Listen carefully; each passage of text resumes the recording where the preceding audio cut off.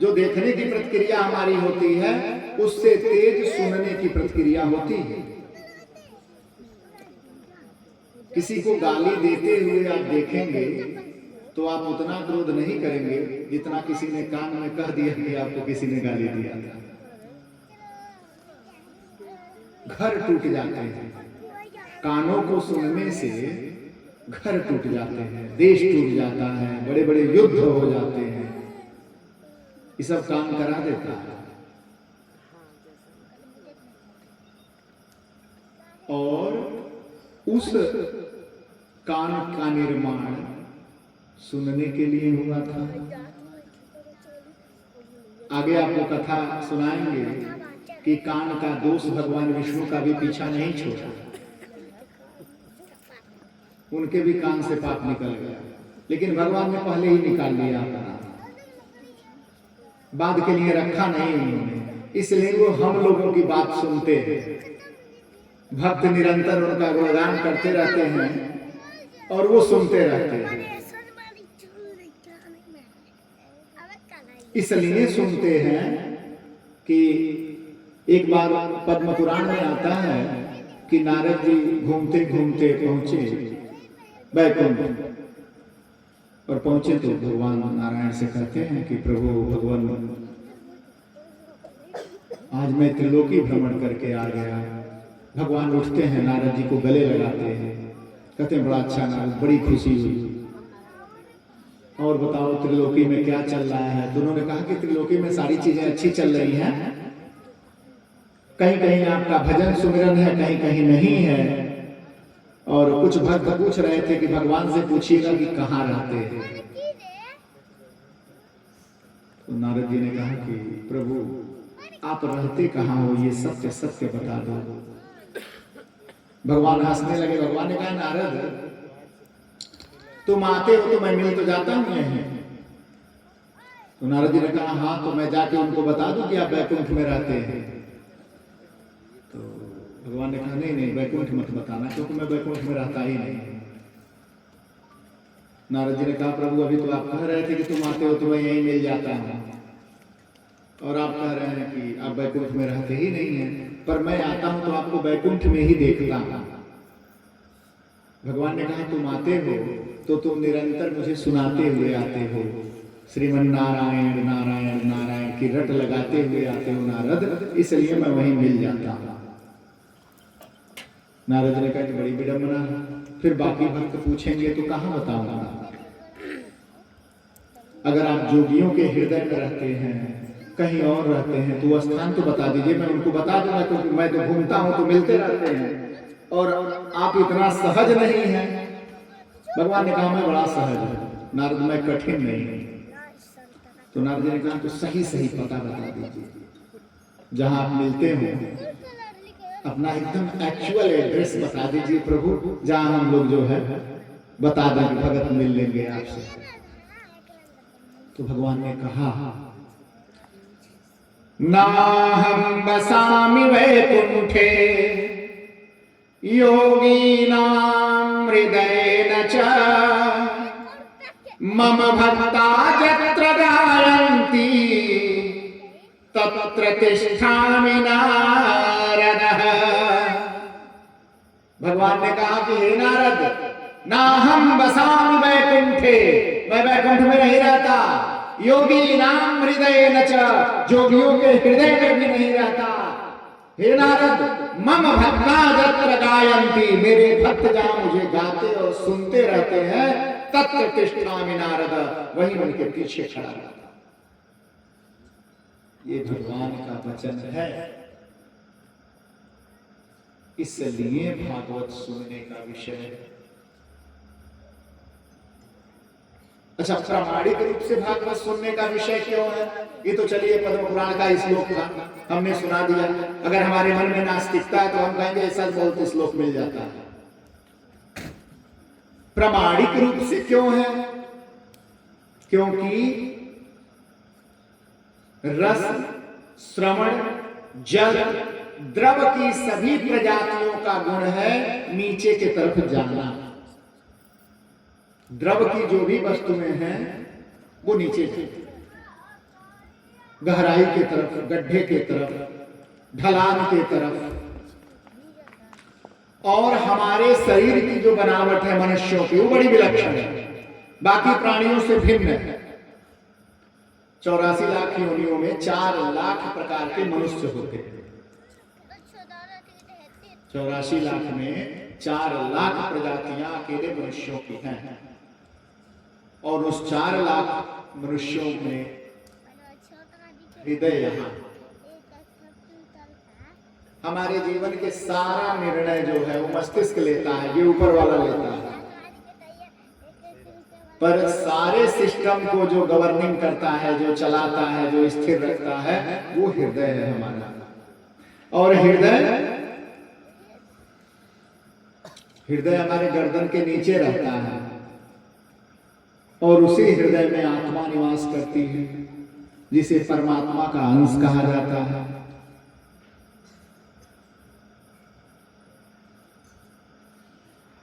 भूतात्मा परमात्मा च मुक्तानाम परमागति। महाभारत में विष्णु सहस्त्र नाम प्राप्त होता है और उसी में यह जो है आता है।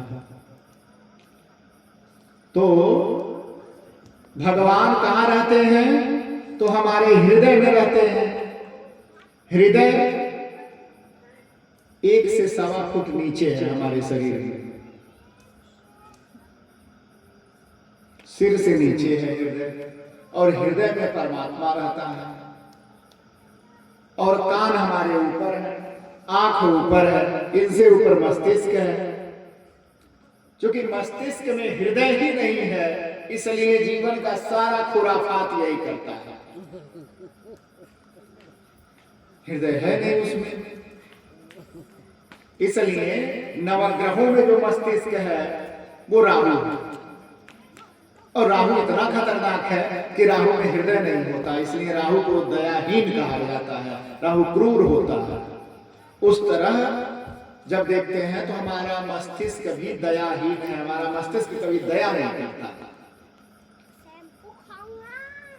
दया का कारण हृदय है, क्योंकि हृदय में परमात्मा निवास करते हैं, इसलिए वो समस्त प्रकृति के कण कण में उनका वास्ता है, उनका संबंध है। और मस्तिष्क के नीचे हमारी आंखें हैं, और आंखों से नीचे ही कान हैं जुड़े हुए। और कान वह माध्यम है जो हृदय के लिए शांति प्रदान करने वाली भगवान के नामावली को पहुंचाने का कार्य करते हैं। क्योंकि कानों का कार्य भगवान को सुनना था। गोस्वामी दास जी ने लिख दिया कि जिम हरि कथा सुनहि नहीं काना, ते श्रवरंध्र अहि भवन समाना। जिन्होंने अपने कानों से भगवान को नहीं सुना, अरे उसके कान जो है सांपों के बिल हैं, जिसमें सांप बैठे रहते हैं। सही बात है। अगर हृदय ठीक से काम नहीं कर रहा है, हम भगवान को नहीं सुन रहे हैं, उपदेश पुराण गुरुजनों को, श्रेष्ठ जनों को, माता पिता को बढ़िया से नहीं सुन रहे हैं, तो इसमें सांपे रहते हैं, इधर की चुगली उधर करते रहते हैं। नारद ऋषि आए हैं कि नारद ऋषि आए हैं, एक लकड़ी पर 9 कुकुर लड़ाए हैं, लुक्का के चले जाते हैं। नहीं, नारद जी के बारे में जो है कहते हैं, आप वाले नारद जी की बात नहीं कर रहा हूं मैं, नारद देव ऋषि नारद की बात कर रहा हूं। तो यह कान बड़ी खतरनाक है। और इसी कानों के माध्यम से हरिश्चित्तम समाश्रयेत्, इसी कानों के माध्यम से भगवान श्री हरि हमारे चित्त में अर्थात हृदय में समायोजित हो जाते हैं। और जब हमारे हृदय में ईश्वर आ जाते हैं तो हम स्वतः ही भगवत प्राप्ति के पात्र हो जाते हैं और हम भगवान को सुनना शुरू कर देते हैं। इसलिए शास्त्रों में कहा गया है कि भागवत सुन लेना सामान्य घटना नहीं होता है जीवन का। अगर आप भागवत सुन पा रहे हैं, आपने तो आयोजन किया है, बहुत बड़ी बात है, यह बहुत बड़ी उपलब्धि है। सुन लेना भी सामान्य घटना नहीं है, सामान्य उपलब्धि नहीं है, क्योंकि भागवत सुनने का अवसर ही परमात्मा की कृपा से प्राप्त होता है। क्योंकि पद्मादि पुराणों में कहा गया है कि जब जीव भागवत सुनता है तो उसके जीवन के उतने समय उसके आयु में अतिरिक्त जुड़ जाते हैं, क्योंकि भागवत का जो काल होता है वो काल से परे होता है। इसलिए जो है भागवत सुनना चाहिए। और भागवत भूत प्रेत बैताल सभी सुनते हैं, भागवत में प्रमाण है इसका।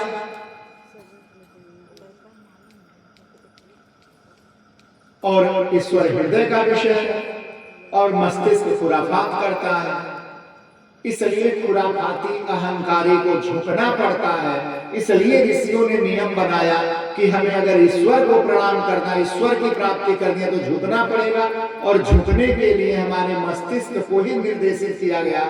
इसलिए हम एक दूसरे को प्रणाम करते हैं, और जब प्रणाम करते हैं तो सिर झुकाते हैं। और सिर झुकाने का मतलब कि हम किसी आदमी, किसी शरीर को नहीं प्रणाम कर रहे हैं, हम सामने वाले के हृदय में स्थित परमात्मा तत्व को प्रणाम कर रहे हैं।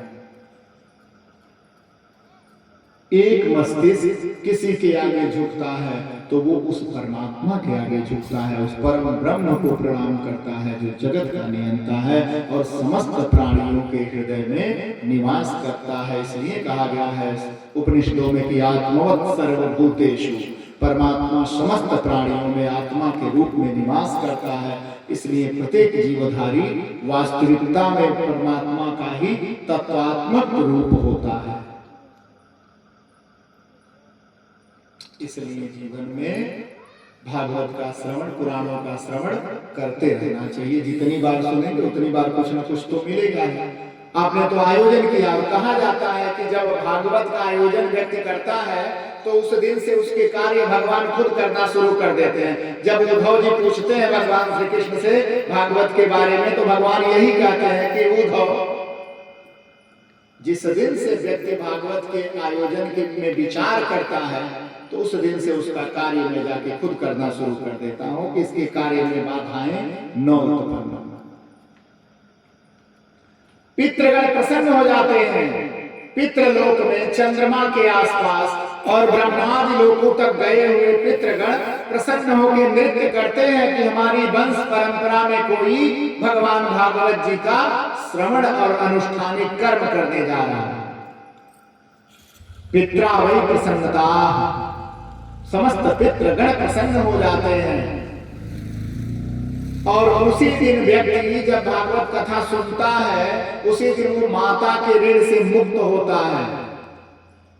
जननी ने जो गर्भ धारण किया था, पीड़ा सहा था, उस पीड़ा से वो मुक्त होता है कि माता की प्रसन्नता कारक बन जाती है भागवत में। और देवी पृथ्वी प्रसन्न हो जाती है, वहां की पृथ्वी जागृत हो जाती है, क्योंकि पृथ्वी के पति ही भगवान विष्णु हैं। पृथ्वी के पति भगवान विष्णु हैं, और जब उनके पति की ही कथा उनके आसन पर बैठ के की जाती है तो देवी पृथ्वी भी प्रसन्न हो जाती हैं। इसलिए यह कथा मनुष्य के साथ साथ पंच भौतिक से लेके आधि दैविक और दैविक प्रक्रियाओं को भी निर्दिष्ट करता है, और देवी पृथ्वी आदि समस्त दिशाओं को भी सुशोभित कर देता है। इसलिए भागवत श्रवण का विषय है, सुनना चाहिए। और जब हम नहीं सुनते हैं तो पूरे दिन देश की राजनीति पड़ी हुई है कहने गाने के लिए, जिससे न हमें मोक्ष मिलना है, न मुक्ति मिलनी है, न गति सुधरनी है। शास्त्रों में कहा है कि ईश्वर का अनुशीलन करो और कर्म करते रहो निरंतर, क्योंकि कर्म करने से पुरुषार्थ बनता है, और पुरुषार्थ ही कर्म का फल निर्दिष्ट करता है। और कर्म का फल जब प्राप्त होता है तो जीवात्मा उसका उपयोग उपभोग करती है। अनावश्यक चर्चाओं के अपेक्षा जब भी हम घरों में बैठे, गांव में बैठे, कहीं बैठे, तो भगवत चर्चा कर लेना चाहिए, क्योंकि उससे जीव भी ठीक हो जाती है।